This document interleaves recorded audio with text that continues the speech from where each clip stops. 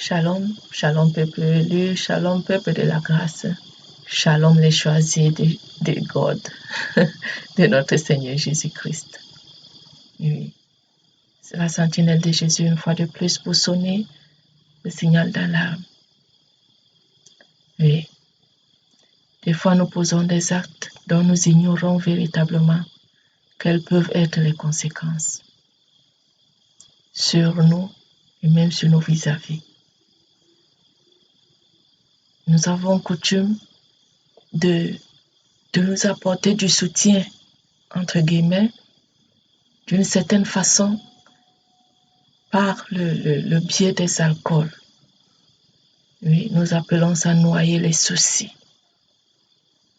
Dès que vous vous sentez mal, vous appelez un ami, vous allez vers un ami qui vous amène. Mais cela n'est pas agréable à l'Éternel.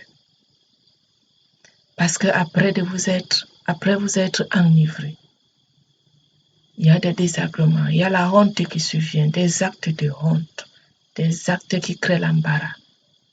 Les enfants de Dieu ne devraient pas le vivre. Bon, à présent, pour d'autres, ça ne sera qu'un rappel, pour certains, une information. Nous allons lire la parole de Dieu dans le livre d'Habakkuk, le prophète.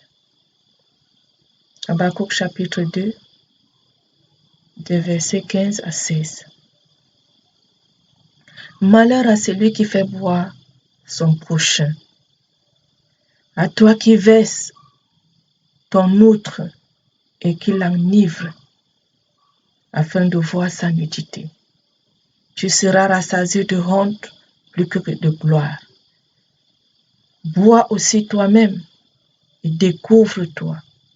La coupe de la droite de l'Éternel se tournera vers toi et l'ignominie souillera ta gloire. Amen. Malheur à toi qui enivre ton prochain, qui fait boire ton prochain jusqu'à l'enivrer, jusqu'à le faire saouler, selon comme nous le disons au quartier. Nous n'avons qu'à nous regarder, à suivre nos regards. Chacun connaît sa position. Chacun sait ce qui lui arrive souvent de gérer ses problèmes.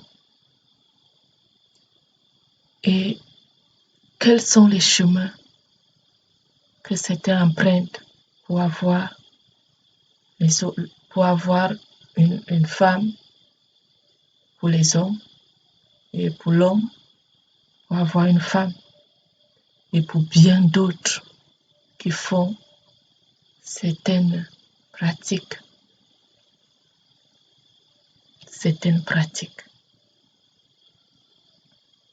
Ceux-là qui enivrent les créatures de Dieu pour les casser le derrière. Malheur à vous. Malheur à vous qui utilisez l'alcool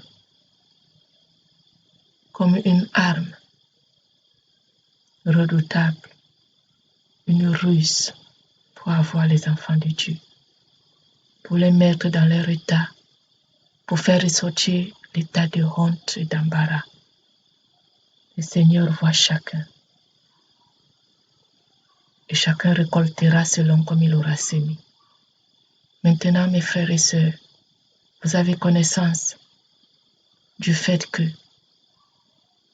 nous avons part selon le Seigneur, selon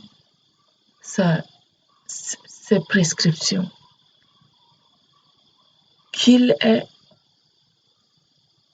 qu'on attire le malheur sur nous en faisant boire le prochain. Surtout dans le but de voir sa nudité.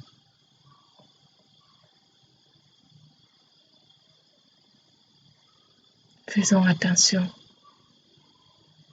et remettons-nous à la grâce de l'Éternel, quels que soient les problèmes que nous avons. Si vous désirez une femme et que vous n'avez pas le courage de l'aborder, vous n'avez pas besoin d'utiliser l'alcool comme moyen de faiblesse pour cette dernière. Si vous manquez de courage, priez et surtout que en chaque être que nous sommes, l'homme avec grand H, l'homme a été créé de peu inférieur à Dieu.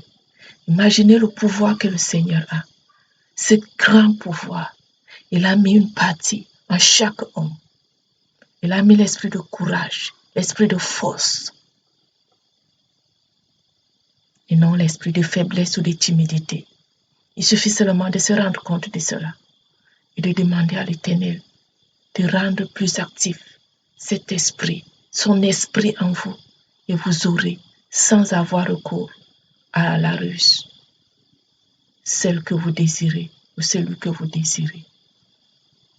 Attirons le malheur sur nous et ces regroupements de boissons que nous formons tous les jours, qui forment aujourd'hui notre quotidien, nous exposent à beaucoup de désagréments. Nombreux